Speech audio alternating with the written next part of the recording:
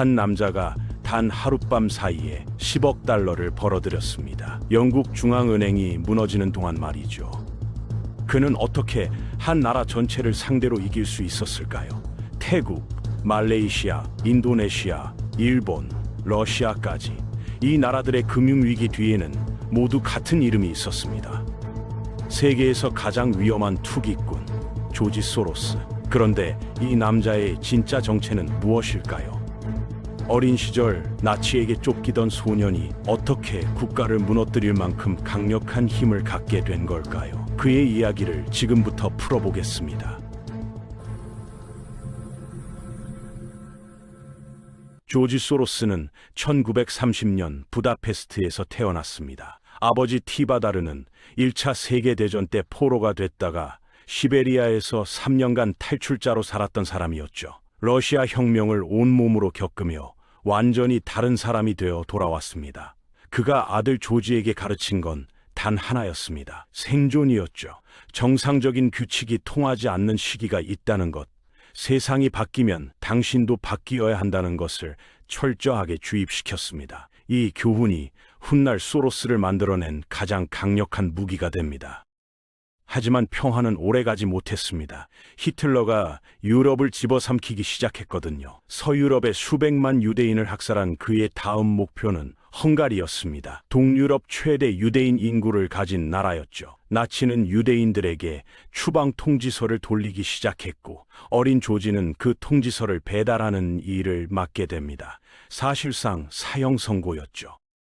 아버지 티바다르는 다시 한번 살아남기로 결심했습니다. 부동산을 모두 팔아치우고 가족을 가짜 신분으로 숨겼죠. 나치가 물러났을 때 소로스 또래 아이들은 모두 심각한 트라우마에 시달렸습니다.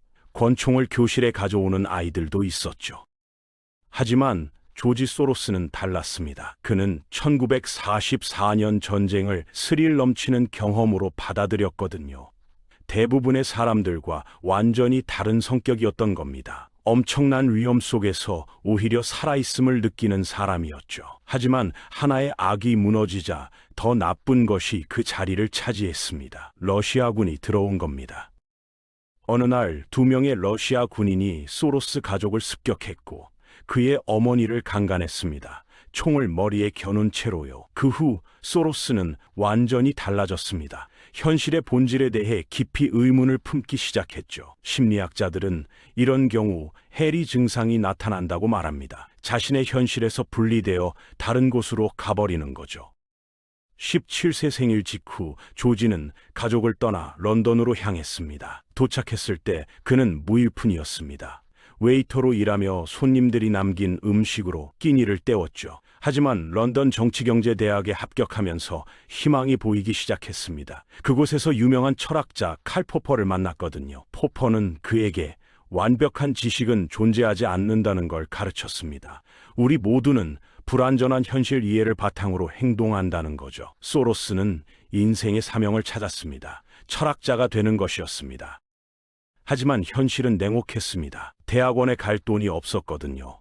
빠르게 돈을 벌어야 했고 금융업계로 눈을 돌렸습니다. 런던의 모든 은행에 편지를 보냈고 한 상업은행이 그를 견습생으로 고용했죠. 금 주식 차익 거래를 하는 트레이더가 됐지만 형편없었습니다. 2년 만에 그만뒀죠. 1956년 그는 뉴욕으로 건너갔습니다. 아메리칸 드림을 쫓아서요. 여러 금융회사에서 차익 거래 트레이더로 일하며 5년 동안 10만 달러를 벌겠다는 소박한 목표를 세웠습니다.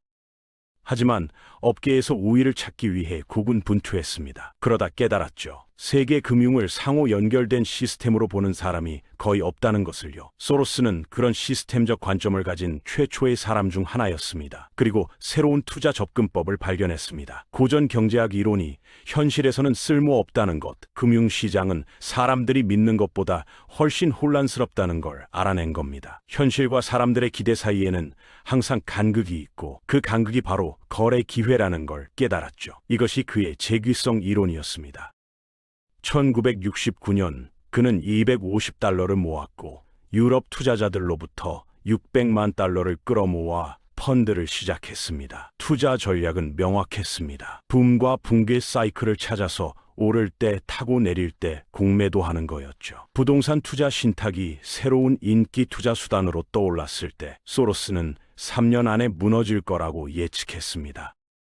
하지만 그 전에 먼저 올라탈 생각이었죠. 대량 매수했고 오르는 길에서 100만 달러를 벌었습니다. 3년 후 예측이 맞아떨어지자 공매도로 더 많은 돈을 벌었죠. 1973년까지 펀드는 거의 매년 2배로 성장해 5천만 달러를 운용했습니다. 소로스 투자의 충격적인 특징은 베팅할 때 매우 크게 건다는 겁니다. 때로는 전체 포트폴리오를 걸기도 했죠. 하지만 펀드가 커지자 파트너가 필요했습니다. 1969년 짐 로저스를 만났고 둘은 완벽한 팀이 됐습니다. 닉슨이 달러와 금의 연결을 끊은 후 금융시장은 완전히 달라졌거든요. 1972년 소로스와 로저스는 은행 산업에 구조적 변화가 올 거라고 감지했습니다. 당시 은행업계는 고도로 규제받았고 따분한 사업이었죠. 하지만 소로스는 생명의 징후를 감지했습니다. 쉬운 돈이 시장으로 흘러들어오면서 은행 부문이 붐을 일으킬 거라고 봤죠. 주요 은행 주식을 최대한 사들였고 1년도 안 돼 50% 수익을 냈습니다. 1970년대 내내 소로스는 금융계 누구보다 많은 돈을 벌었습니다. 진정한 매크로 투자의 선구자였죠. 일본, 네덜란드, 프랑스 주식에 투자했고 포트폴리오의 3분의 1을 일본 주식에 넣어 1년 만에 2배로 만들었습니다. 첫 10년 동안 펀드는 3000% 상승했습니다. 월스트리트 역사상 전례 없는 업적이었죠. 1980년까지 3억 8,100만 달러를 운용하게 됐고 펀드 이름을 쿼텀 펀드로 바꿨습니다. 양자역학의 불확실성 원리를 반영한 거죠. 어린 시절 소로스는 세상을 구하는 환상을 품었습니다. 대부분의 청소년이 갖는 메시아적 환상이었지만 그는 그 환상을 실제로 실행에 옮기는 데 성공했죠. 실적은 자신이 정말 특별하다는 걸 보여줬습니다. 하지만 시장은 그의 비대한 자아를 겸손하게 만들 참이었습니다. 1970년대 말 인플레이션이 치솟았고 연준 의장 폴 볼커는 실업을 만드는 대가를 치르더라도 인플레이션을 잡기로 결정했거든요. 소로스는 이것이 미국 경제에 재앙을 가져올 거라고 확신했습니다. 역수익률 곡선이 일어날 거라고 예상하고 장기 채권을 매수하고 주식과 단기 채권을 공매도했죠.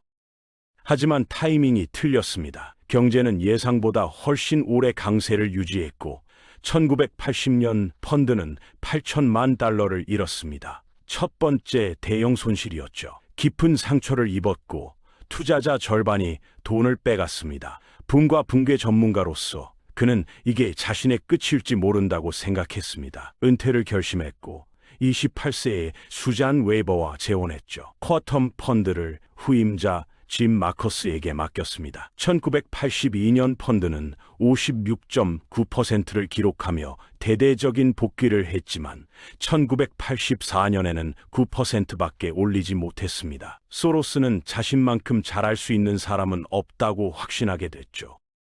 1984년 말 3년간의 은퇴 후 복귀했습니다. 레이건 행정부는 강한 달러 정책을 펼치고 있었는데 소로스는 이것이 재앙이라고 봤습니다. 하지만 동시에 엄청난 기회이기도 했죠. 일본 엔화와 독일 마르크를 매수하고 미국 달러를 공매도했습니다. 1985년 9월 22일 예측이 현실화되기 시작했습니다. 전 세계 중앙은행들이 달러를 끌어내렸고 1년 후 달러는 25% 하락했죠. 소로스는 1억 5천만 달러 수익을 냈습니다. 놀라운 122% 수익률이었습니다. 1986년 큰 수익을 낸 후 소로스는 파멸 예측이 일시적으로 미뤄졌다고 믿었습니다. 미국 주식을 대량 매수하며 무너지기 전 마지막 기회를 노렸죠. 하지만 타이밍이 또 틀렸습니다. 블랙 먼데이 폭락이 그를 기습했거든요. 유동성 압박에 갇혔고 포식자가 먹잇감이 됐습니다. 시장에 자산을 던질 때 모든 트레이더가 큰 고래가 곤경에 처했다고 감지했죠. 그래서 다들 기다렸습니다. 소로스는 SP 선물을 195 수준에 팔 수 있었지만 시장 마감 때 바로 240으로 돌아갔습니다. 월스트리트 트레이더들에게 이용당한 겁니다. 폭락은 1987년 전체 수익을 날려버렸습니다. 하지만 다른 투자가 결실을 맺어 그해 14% 수익을 냈죠. 이 사건은 소로스를 다시 은퇴하고 싶게 만들었습니다. 돈을 벌려는 긴장이 자신을 죽일 거라면 가치가 없다고 생각했거든요. 평화롭게 은퇴하고 펀드 성과를 유지하려면 자신의 젊은 버전을 찾아야 했습니다. 1988년 가을 그 사람을 찾았죠. 스탠리 드러켄밀러였습니다. 드러켄밀러는 편부모 가정에서 자랐고 캠퍼스에서 핫도그 가판대를 열 정도로 평범한 출발이었지만 1988년까지 업계 최고 성과를 내는 펀드 매니저가 됐습니다. 소로스와 여러 면에서 비슷했죠. 1년간 멘토링한 후 소로스는 쿼텀 펀드의 완전한 통제권을 넘겼습니다. 드러켄밀러는 조지와 함께한 후에야 확신 수준이 극도로 높을 때 베팅을 얼마나 밀어붙여야 하는지 배웠다고 말했습니다. 위험과 보상의 크기를 정하는 그 남자를 보는 건 놀라웠다고요. 소로스가 드러켄밀러에게 가르친 건 단순한 투자 기법이 아니었습니다. 확신이 있을 때 주저하지 않는 용기였죠. 대부분의 펀드 매니저들은 위험을 분산시키려 애씁니다. 포트폴리오를 여러 자산에 나눠 담고 손실을 최소화하는 데 집중하죠. 안전한 방법이지만 큰 수익도 기대할 수 없습니다. 하지만 소로스는 완전히 달랐습니다. 기회가 왔을 때 전력을 다해 밀어붙이는 것, 그것이 진짜 수익을 만드는 방법이라고 믿었거든요. 10%의 확신으로 10번 베팅하는 것보다 90%의 확신으로 한 번 크게 거는 게 낫다는 철학이었습니다. 물론 이건 엄청난 용기가 필요한 일이었죠. 틀리면 모든 걸 잃을 수도 있으니까요. 드러켄밀러는 처음엔 이 접근법에 두려움을 느꼈습니다. 하지만 소로스가 실제로 움직이는 걸 보면서 배웠죠. 확신이 있다면 주저할 이유가 없다는 것을요. 드러켄밀러는 이 철학을 완벽하게 흡수했고 곧 스승을 능가하는 실적을 내기 시작했습니다.